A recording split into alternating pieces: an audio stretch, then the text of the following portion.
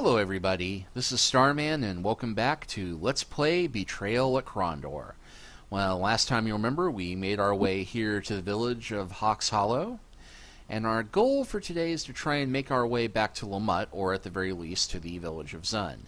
This is a much shorter journey than the one we made from L'Oreal to Hawk's Hollow last time, but we'll probably run into a little bit more trouble. Because we did have a quest down here in the Hawk's Hollow area that we need to do. We need to find a treasure chest for a gentleman named Brother Jeremy and tell him what's in it. So we're going to do a fair bit of exploring.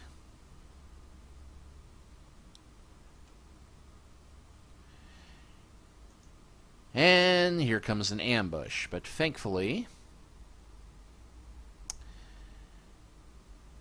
Now, the unfortunate thing is that I don't think Owen can do a fireball spell with Locklear in front of him. So we're just going to go ahead and stick with a blinding.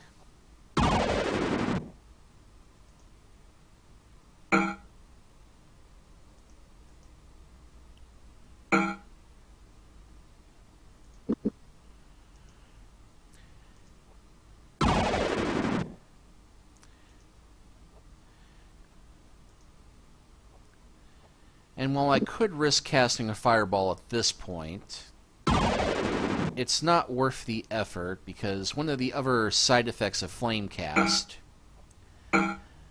is that it also does damage to the people standing around the person hit with the fireball. So ignoring the fact that it's very likely I could hit one of my companions by accident, there is also the problem that it would drain my health more than is advisable, given how weak Owen is at this point.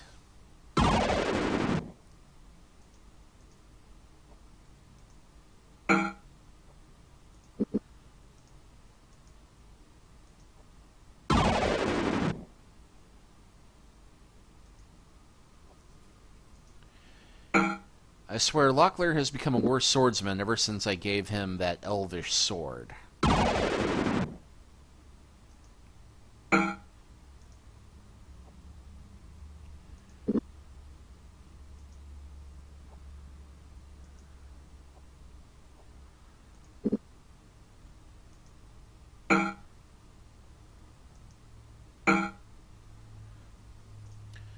Well, there we go. Knocked down in a nice little pile.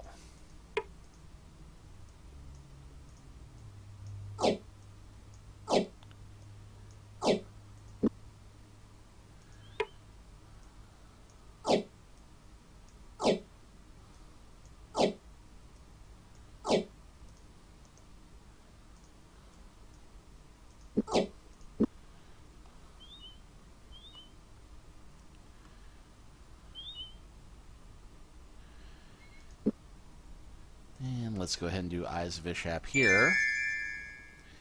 Okay, nothing close by, but there is a path heading south that might bear exploration, but let's go ahead and heal everybody first.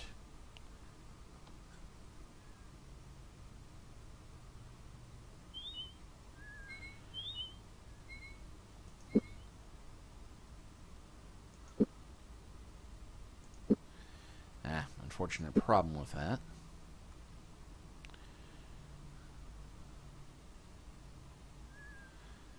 Well, that path doesn't seem to lead anywhere.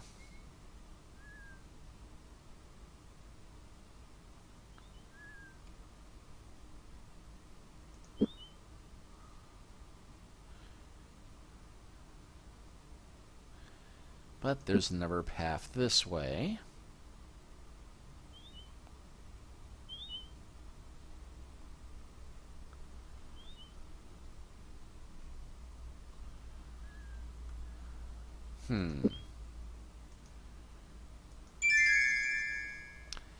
Two paths leading nowhere. That seems very unlikely. But I'm not seeing anything, so there it is. I wonder, though.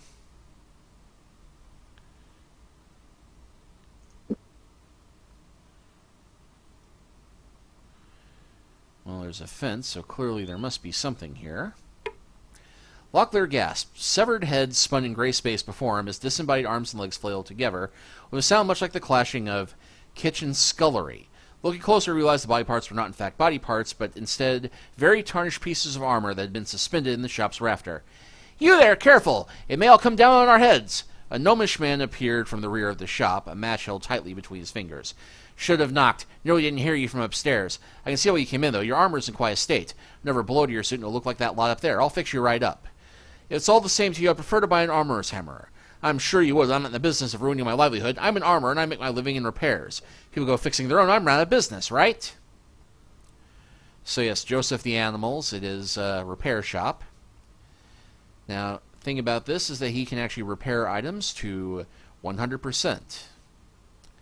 7 sovereigns and 9 royals. Not a bad deal, all things considered, but much more expensive than using an armorer's hammer to repair stuff. But then again, you get the money back, so this might be a worthwhile investment. And yeah, Locklear just added that we desperately need sleep, because the game does require that you rest in addition to maintaining a certain level of health. So go ahead and sleep a full day, because we totally have the rations for it.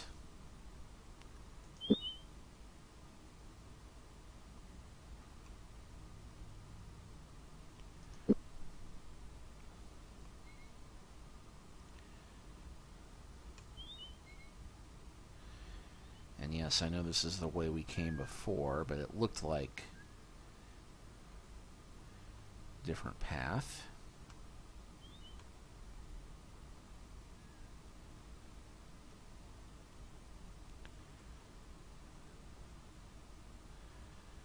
And it looks like a campground here.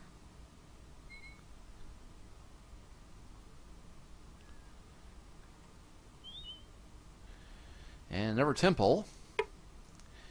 This one being the Temple of Killian.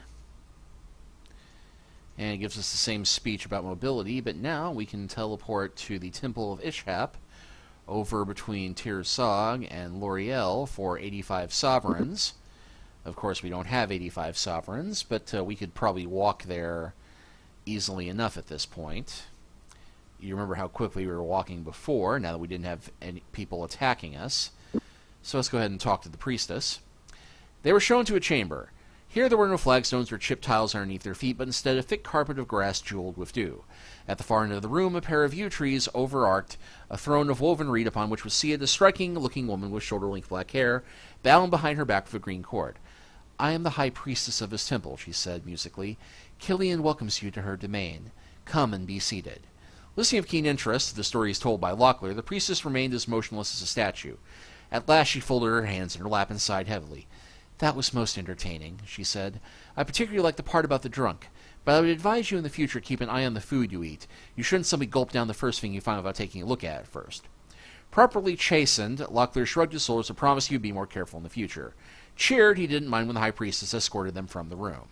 So yes, that just gave us the very valuable lesson about being careful about spoiled and poisoned rations that I gave you earlier. And we are hitting nightfall again. Well, we overlooked something, and I think I know exactly where it was, because it is a little easy to get lost with the various bends in the road here.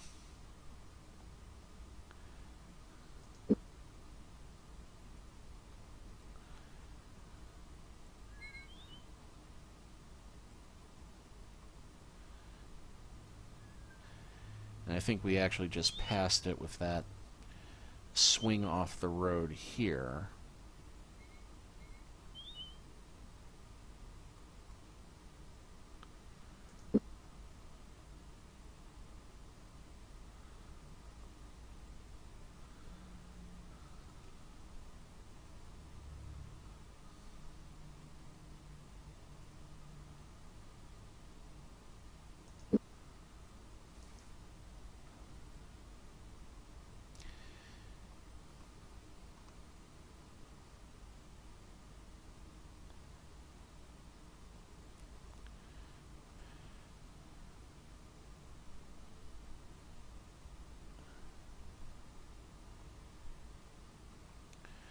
Yeah, there's a crazy bit of crossroads around here. Isaac is that way. Because there is a chest here, the one that Brother Jeremy asked us to find. It's somewhere off the south crossroads, and I thought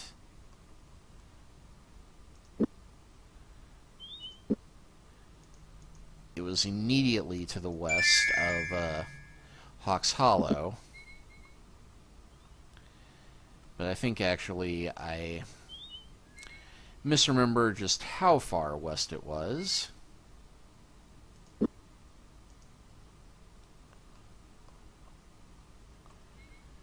And that actually is west of the temple.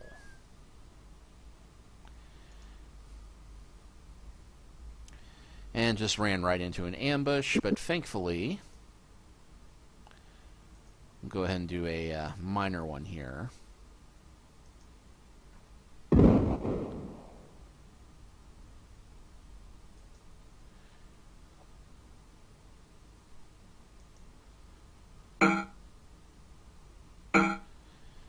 Why you gotta go picking on the magician?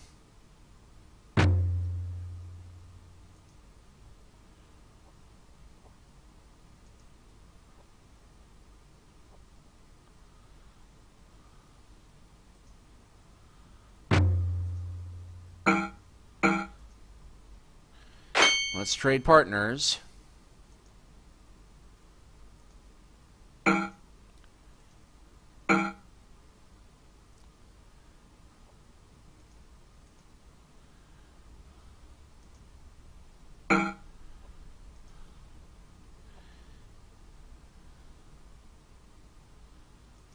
Persistent, isn't he? It's quite annoying.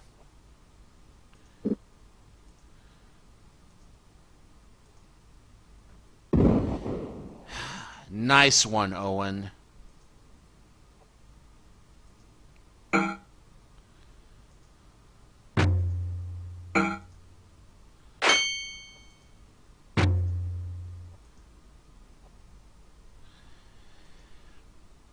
I will say this for Betrayal at Krondor. It is very realistic in that it does become more difficult for people to fight the more wounded they are. And hey, the whole party's melee accuracy went up with that one. Unfortunately, we are all too overburdened to properly loot corpses.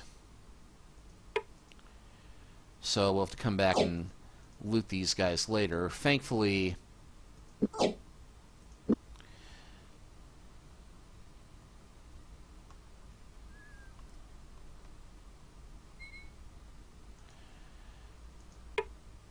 if you do leave something behind on a dead body, it will probably still be there later. Now, if you leave it out in the open, it'll probably get stolen, but that's neither here nor there. And actually, we're due south of Zun at this point. Birdshot into the sky, searching the landscape for the source of the animal's discomfort, Goraf whispered, "I think we might do well to pay attention to that little creature. Whatever startled it might be close at hand. If we continue in the direction we're currently heading, I suggest we do so with great caution." One step more. And yes, we just set off a trap, but thankfully this trap is a remarkably easy one to avoid. In fact, we can take this opportunity to heal Goraf and Owen back up to full. Actually, Goraf and Locklear.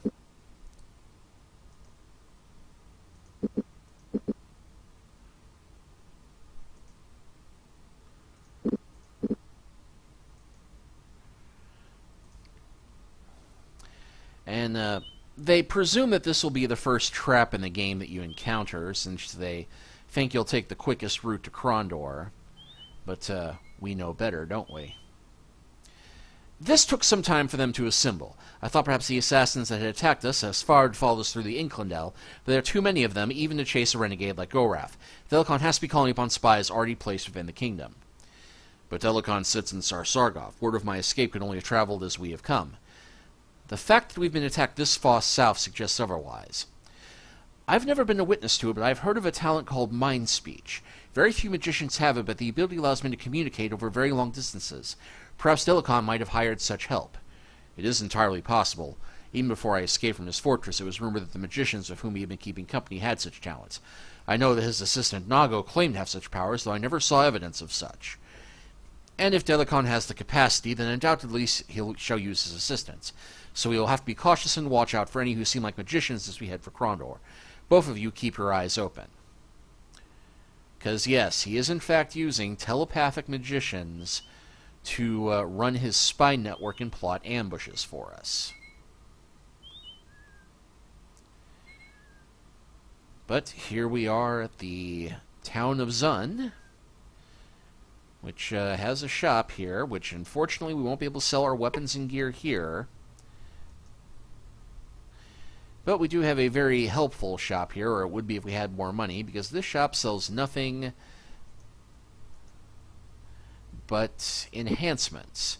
We can get restoratives here, or we could if we had more money, but they also sell True Sight tea, which the tea was darkish gray-black, brewed by the elves from roots unique to Elvandar. The concoction has a strong herbal aroma and was often sold as a highly prized spice, though Owen valued more its fleeting tendency to sharpen sight, a quality which an archer for him had once demonstrated. Yeah, this increases your archery skill. And redweed brew.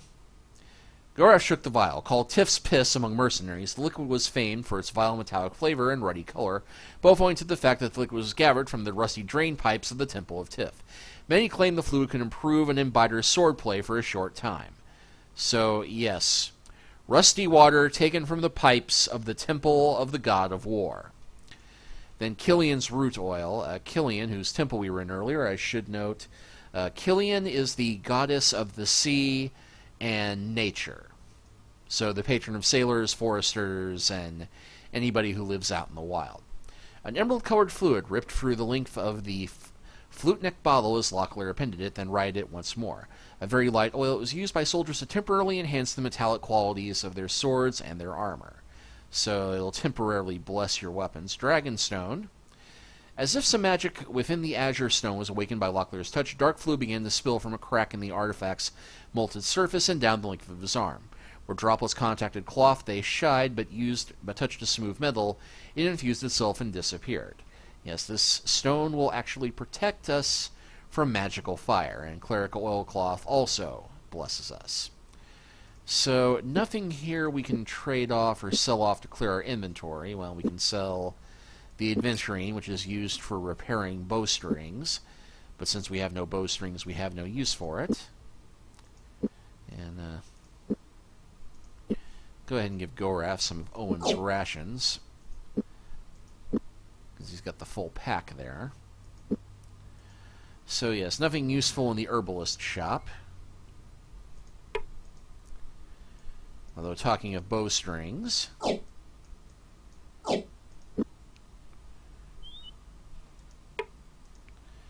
nobody here.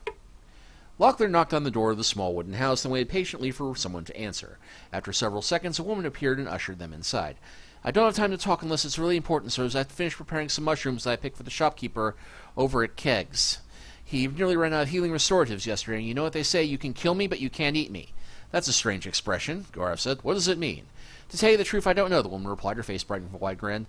It was something that the Baron Kevin used to say. Never could make any sense out of it. Now, if you'll excuse me, I really must be running along.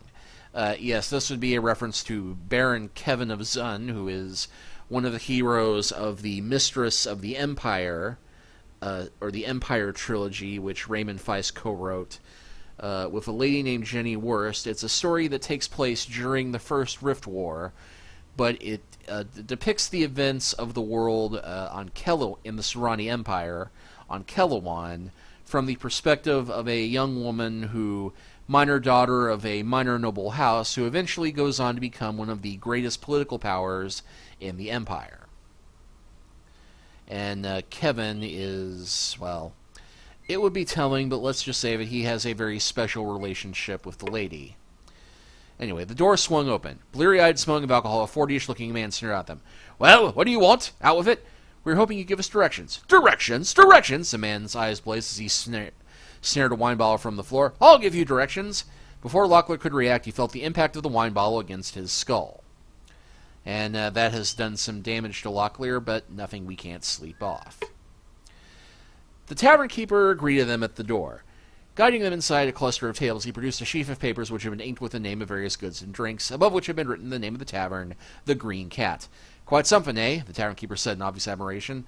"It's become the fashion in all the taverns and inns, I hear. I believe the word for it is menu. Unfortunately, I won't have anything on it for a while. So, gents, can I get you a bit to eat?" Cash up front, if you don't mind. And little trivia fact, they do mention the Green Cat Inn by name in Magician. Not quite so impressive as this, and yeah, the menu. So we can get food here, but not much else. Okay, well, I'm going a little bit stir-crazy now, trying to figure out where that path that we turned off was. But I do happen to remember that there is another hidden little alcove here in Zun. So we can actually go behind the mountains here. And there is a treasure chest, but it is not unprotected. Thankfully.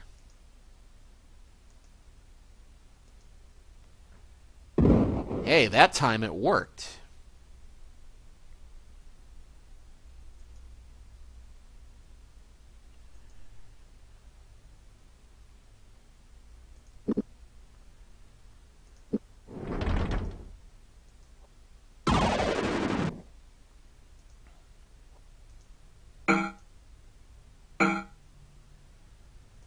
And let's not waste any more spellcraft on these guys.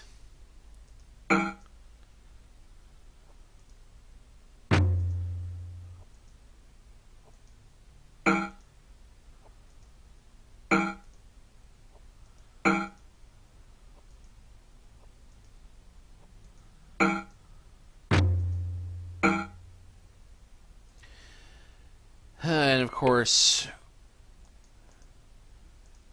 these gents are also carrying gear that we can't pick up right now because we're overburdened, but treasure chests are always worth checking out. And hey, 21 gold and a magic scroll. Unfortunately, this one's a spell that we already have, but thankfully, duplicate spell scrolls are worth quite a bit if you sell them.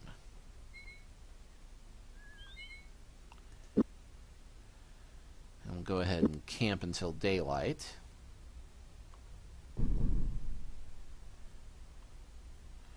Come back here for that later.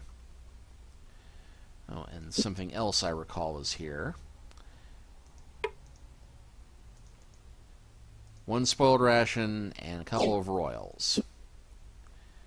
Well, not a bad bit of treasure hunting, but I'm still going crazy trying to remember where is that chest down Hawk's Hollow way that I know is here somewhere.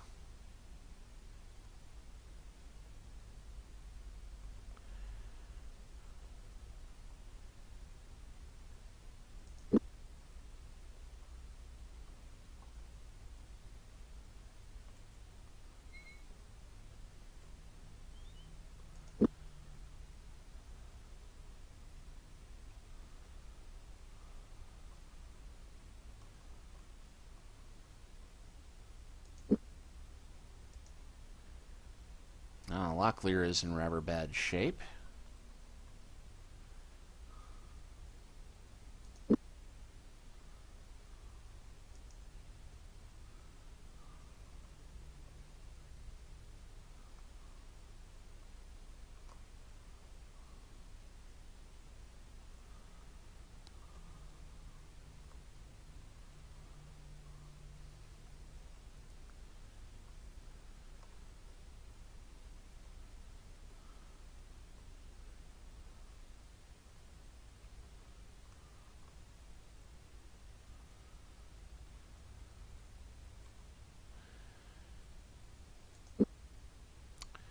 Well, I find myself a bit bereft and confused. So, I'll tell you what. Wait, is that it? I don't think that's it.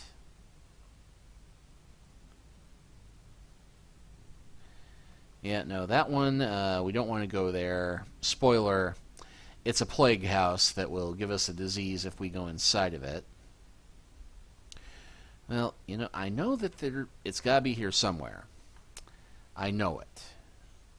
I'm not misremembering this because the guy said it's by Hawks Hollow. So I'm going to go ahead and end this chapter here, poke around for it a little bit, and actually I'll also make a side trip to go sell all the armor that we've got and pick up all the treasure that we had to leave behind on those bodies from before. And next time we will start with the chest in Hawks Hollow that I can't seem to find. We will see you then.